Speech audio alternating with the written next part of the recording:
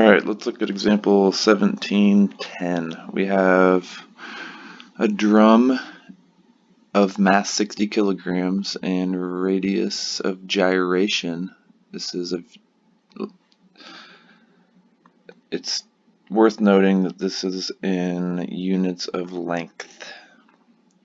So they give us the radius of gyration that'll allow us to find the moment of inertia. A cord of negligible mass is wrapped around the periphery of the drum, and we release the block from rest. We know the mass of the block, it's 20 grams, and we want to find what this thing's alpha is going to be right when it's released from rest. Okay, first off, we can find the moment of inertia, because we're going to need that, if we know the radius of gyration and the mass as mk squared. Plug those numbers in, we can get 3.75, and our units come out to be kilogram meters squared on that. Alright, next thing I'm going to do is free body diagrams. And then we'll do a second solution where we turn a free body diagram into a kinetic diagram. But for this solution, let's just label our forces. I'm going to draw real crudely the wheel. It's attached right here at a pin. We have some tension going down. We have some force at the pin in the y direction, some force at the pin in the x direction, and we have some weight of the whole wheel itself. This stuff isn't going to find us much information because OX and OY are about where our rotation is going through. They're concurrent, and there's no translational moment of the wheel, so they cause no acceleration. It's just going to help us find the tension.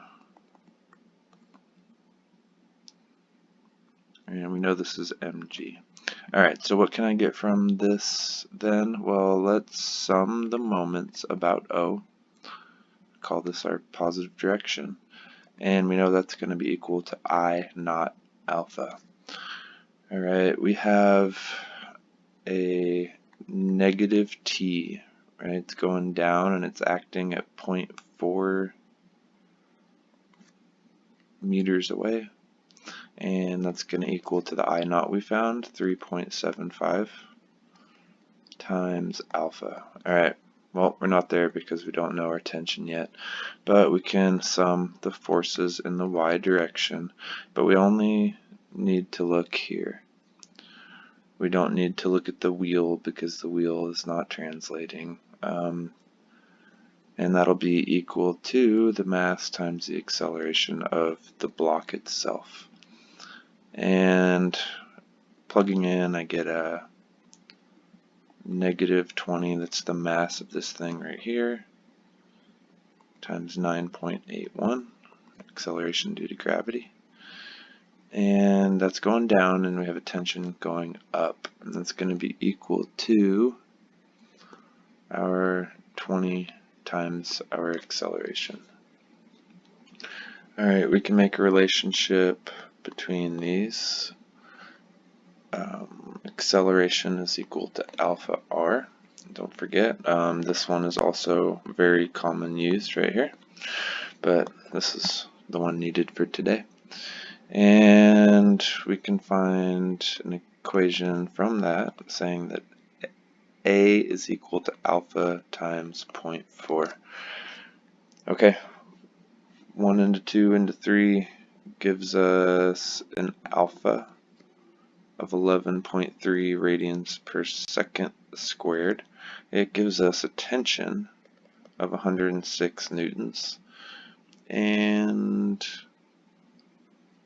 an acceleration of the block being dropped, or that's the same as the acceleration of point A, we can say, right? Point A being this point on the block, it's going to have the same acceleration as the inextensible cord which has a mass attached to it. The acceleration comes out to be 4.52 meters per second squared.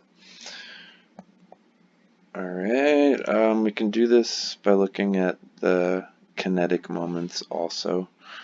So about O, I'm going to say the summation of the moments about O is equal to the summation of the kinetic moments. And you don't have to use this method.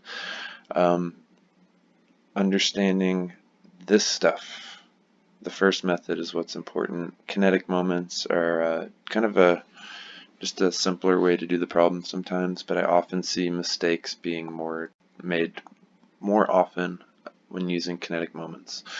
Okay, so this equation in fine print in your book says that we can take Ig alpha, but we need to add this term R to G times the mass times the acceleration of G in the tangential direction. Okay,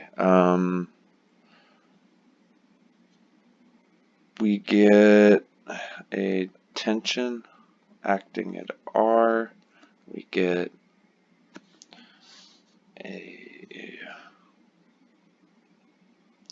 minus tension acting at R, we get a mass times, I'm going to go ahead and put in alpha R, that is your acceleration, times R.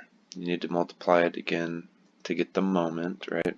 So this is a force, this is the distance, that gives you a moment. And don't forget the I about O alpha. This should be about O.